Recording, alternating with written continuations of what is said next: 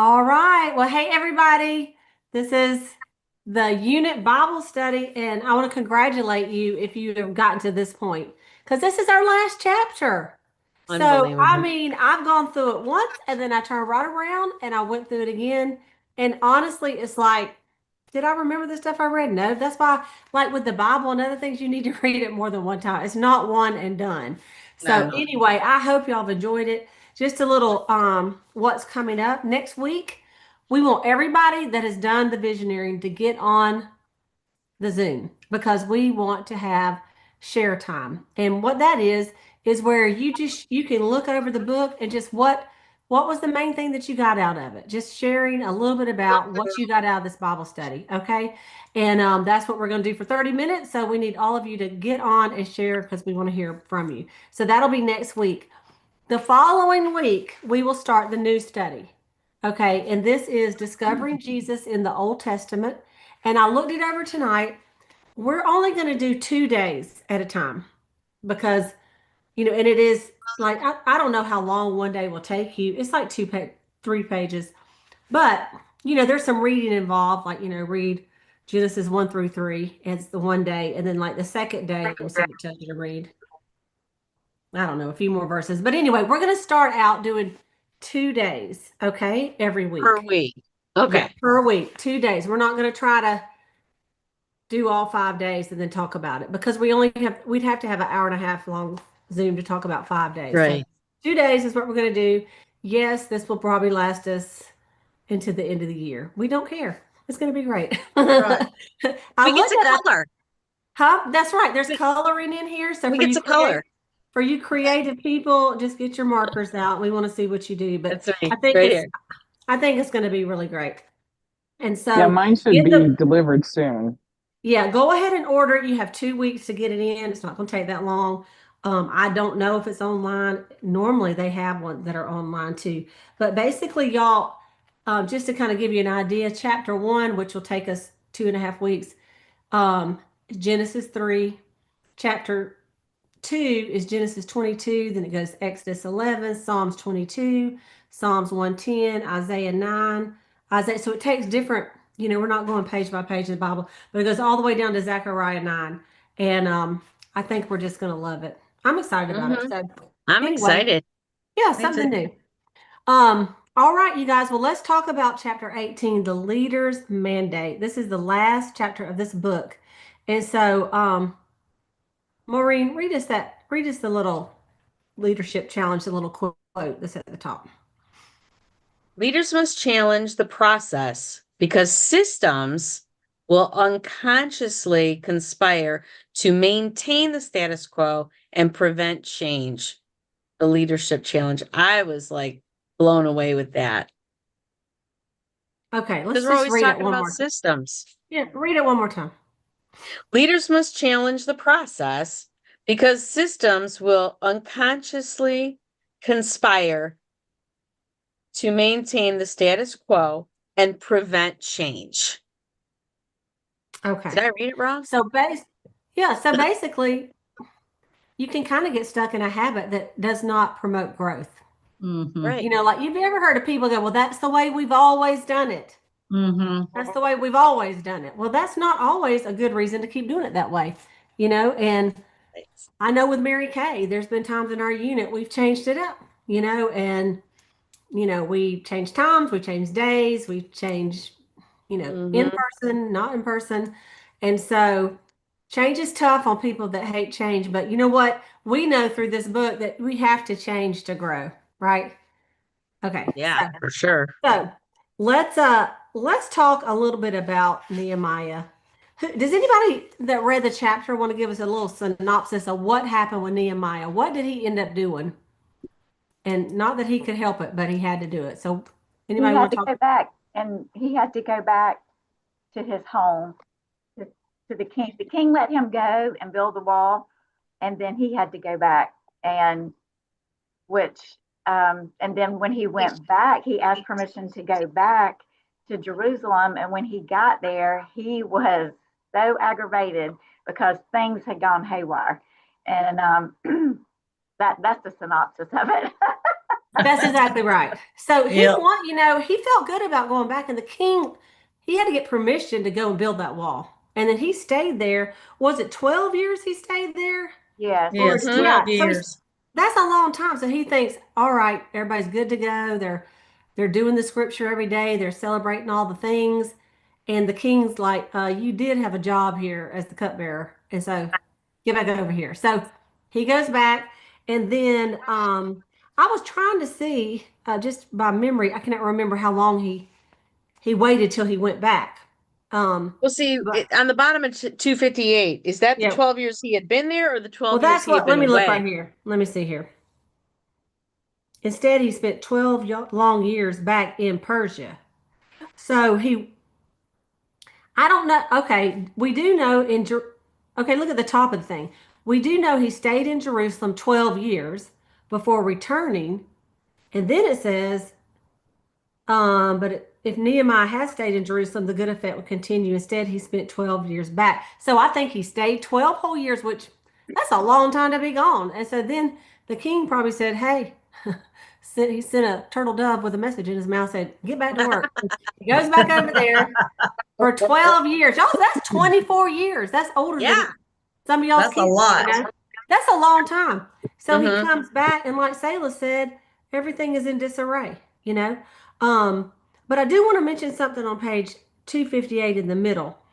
And it says, it says he was talking about Nehemiah. He said, if he'd been able to stay in Jerusalem, it's reasonable to assume he would have continued demonstrating the kind of encouraging, inspiring, closely attentive leadership he's always shown. And then it talked about the CEO of Home Depot and how he used to write handwritten notes, 100 of them a week, um, by his own hand, and he would send them out. People would in corporate would send him notes of who was caught doing something good, and he would send them an encouraging note.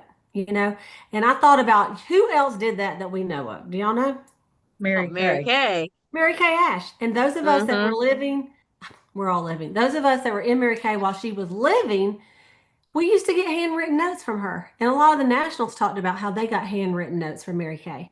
And that we she, get written notes from you. there Hello. you That's go. right. All the When I was time. reading this, I'm like, I should do better on that. But anyway, thank you, Donna. Me too. You And do. so it does make a difference, doesn't it? Mhm. It I How does. put many them of y'all, yeah, I put Donna? them in my book and save them, and I go back and read them, and I'm going, yay, I'm doing something right. And thank you. I mean, it's very encouraging to go back.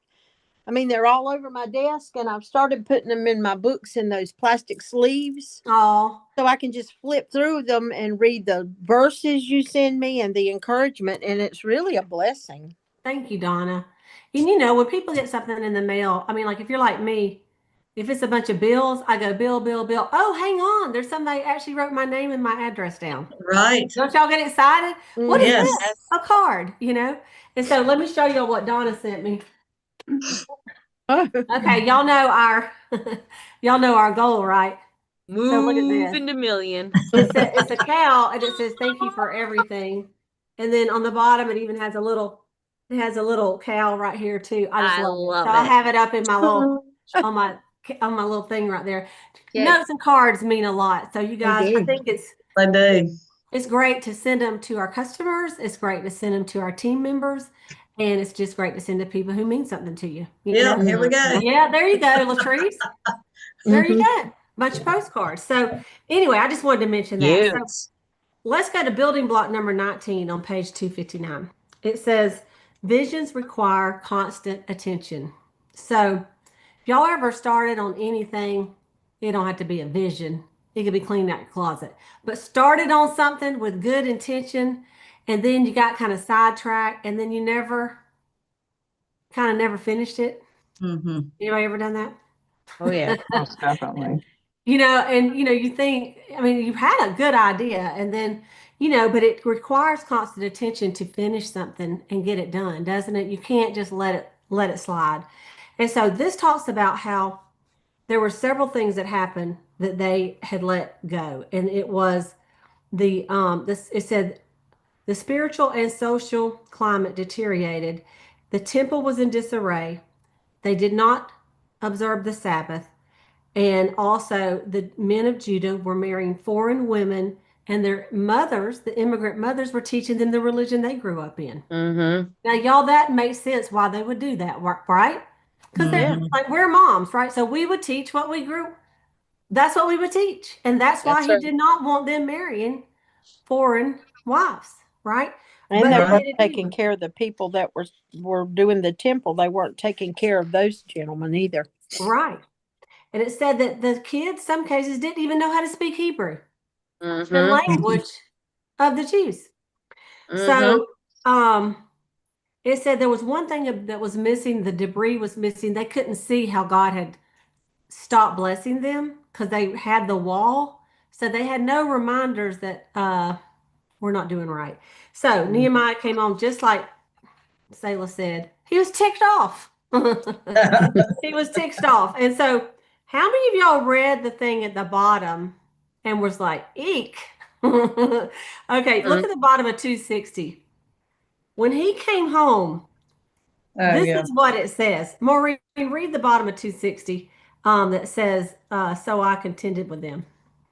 So I contended with them and cursed them and struck some of them and pulled out their hair and made them swear by God, you shall not give your daughters to their sons, nor take of their daughters for your sons or for yourselves. Did not Solomon, king of Israel, sin regarding these things? Yet among the many nations there was no king like him, and he was loved by his God, and God made him king over all Israel. Nevertheless, the foreign women caused even him to sin. Do we then hear about you that you have committed all this great evil by acting unfaithfully against our God by marrying foreign women? I put on mine, yikes. Yeah. I mean, have you ever read anything like that in the Bible? I mean, Uh-uh. he cussed at them. He pulled their hair out. I think the hair of the Can you women or the imagine? hair of the men, but men wore long hair at that time. Uh, so he was serious about this. And this part is like he exercised bold leadership. Okay. Mhm. Bold. And above that, it talked about the abuse of the Sabbath and, how he had to remind them again about why you had to keep the Sabbath day holy. He Mhm. threatened them with bodily harm, it said. Um, one thing about it is it says his threat was so mincing they never came on the Sabbath again. These were like foreigners would come outside the city to tempt them to buy stuff and work on the Sabbath. Mhm. But he gave them a little talking to right there outside Yep. the gates. Um, so this whole part was about him being bold, and he called for extensive change. Um, he drew a line in the sand. So, Mhm. but let's read number one. Latrice, what does that say on number one, 261? Bold leadership must be vision based. Okay. So it had to be attached to the vision of the serving God. Like, remember, he wanted them to be a godly nation. So even though he pulled all their hair out and all that, he did bring it back. It wasn't like, I just don't like foreigners. It's what God said, right? So he reminded them of why he felt that strong, right, about all of it. It said it had to be anchored to a vision. If not, the decision can be like, interpreted as a quest for power or control. And you could see that, couldn't you? Like if Yeah. you worked in another company and it was something crazy, they're like, you cannot wear red on Fridays or just something, but it never was established. And he just wanted to see if he could say it to make you not do it or whatever the thing was.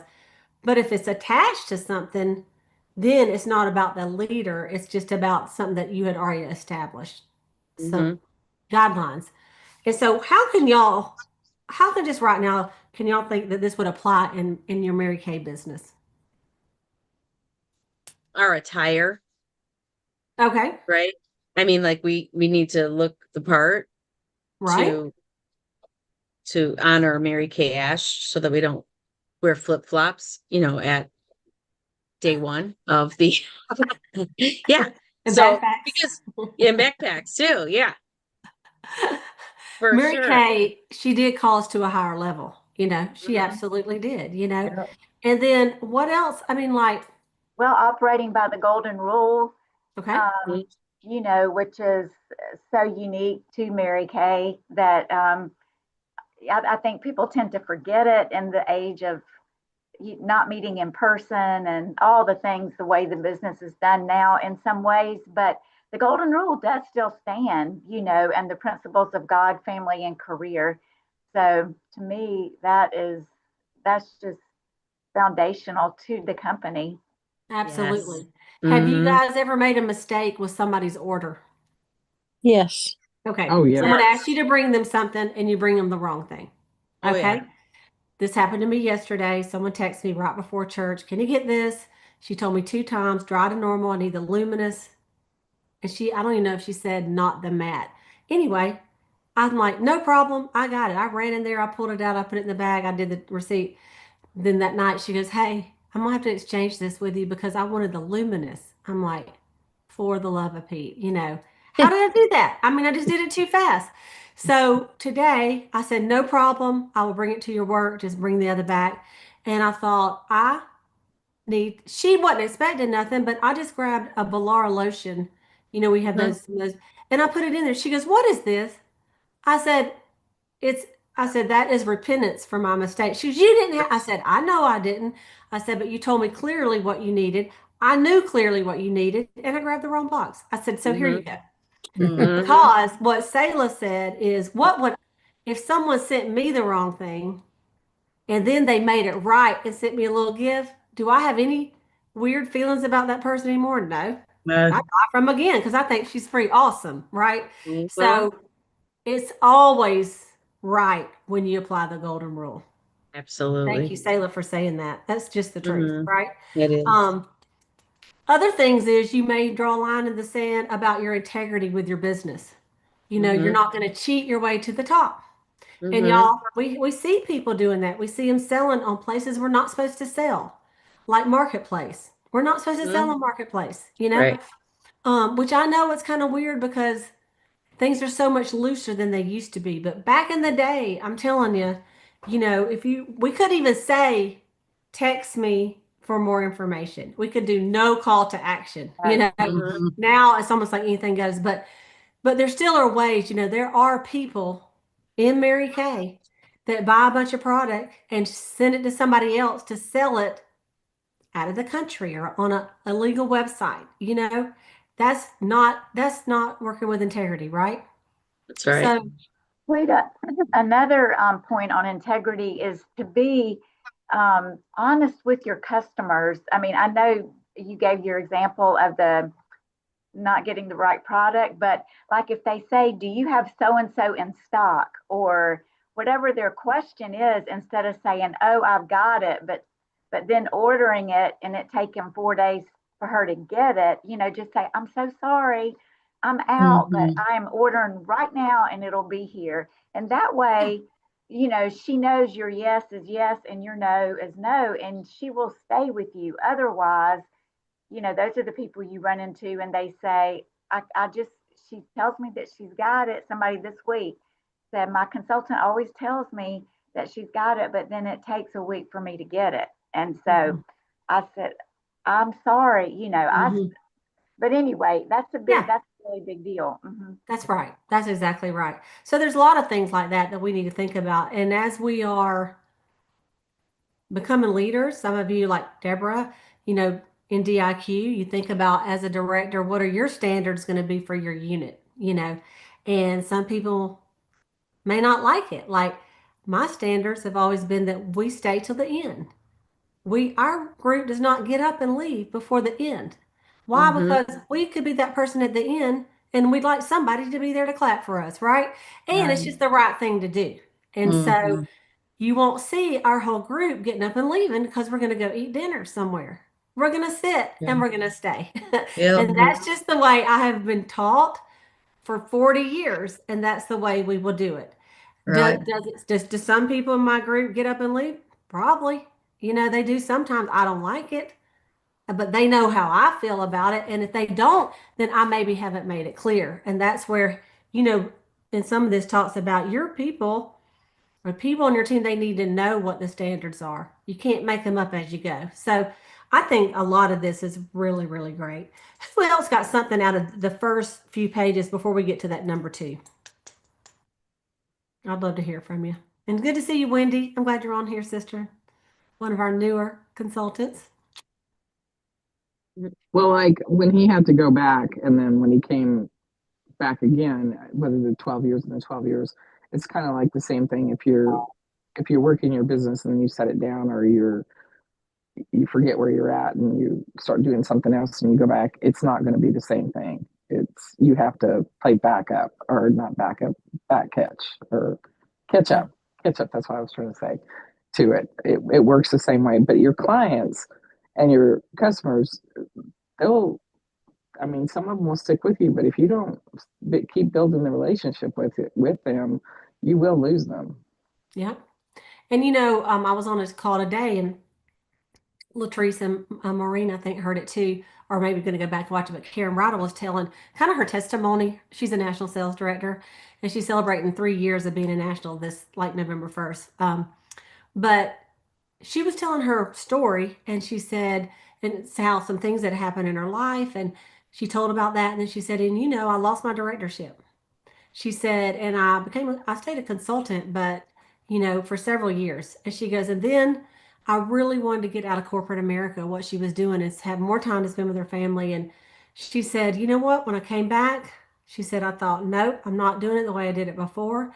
I'm going to be dream big, big dreams, big goals, God-sized goals that I can't do it, but God can. And I'm not going to limit him to what he could do with me and being obedient. And of course, she became a national sales director and is one of just a phenomenal leader in Mary Kay. And since she joined Mary Kay, I'm sorry, since she became a national, do you know she was the one that instigated to pray at career conference and at seminar with the directors and at leadership conference? And then she started once a month we do a prayer call, and there's 300 people or so on there. Sometimes I mean it's different times, but anyway, for all the leaders and at the last Friday of the month, and then the second today was the second Monday of the month. She has this thing called Heels of Faith, like high heels of faith. And then one of the nationals, I think there's 5 of them that just started it. They do their testimony and then they talk about the Lord and how it applies to their business. And I mean, like, when I tell you, and she herself, I mean, like, we even have done several things that she has outlined, like the Boss Babe calls, where, you know, Boss Babe Warrior Girl, Boss Babe, all the different ones that she has done. Mhm. One person made a huge difference in this company. You know, if she believed for bigger than her becoming a director before and then stepping down as a sales director and then being a beauty consultant. And then she said, when I'm coming back, she said, I just started praying. And I'm going to share one little screen that she said she prayed she had it on her desk. Let me find it right here. And she said, I prayed for this every single day. And look at this right here. She said every day she would pray this: Dear God, please bring me leaders who love God or want to know Him better, have a positive attitude, love people, believe big, are ready and willing to work, and are loyal. And then she added, has integrity, has confidence. And she said, I just started praying for what I wanted. And and the Lord, she goes, and I also believed that He would give it to me. And she said, my faith, I had to have big faith because, you know, she goes, I'm telling you, she goes, I had a whole different team and it was the perfect team for me to finish national with. And it was so inspiring, y'all. I'm telling you, it was was. really, really good. And I think about all the women in the world, who, because of Mary Kay, the women that it really touches lives in that way. Yeah. In prayer. Yeah, I'm absolutely. telling you, I wouldn't be where I am today if it hadn't been for Mary Ditto. Kay. I'm That's not right. kidding. Like, Mm-hmm. I mean, what would I be doing watching TV all day? I mean, seriously. I know. I mean, yeah, you don't even want Like to think about it. the women, all of y'all, I mean, it is just the most amazing thing. And I tell people all the time, I wouldn't be here for 34 years if I didn't love, Exactly. love this company and these people. Right. And like Karen Rydell and Cleta and everybody that professes their faith. I mean, all of y'all. Anyway, yeah, let's That's go the and truth. preach. Cleta, I got out. Too much was at stake. What should be, he had to go to extreme measures.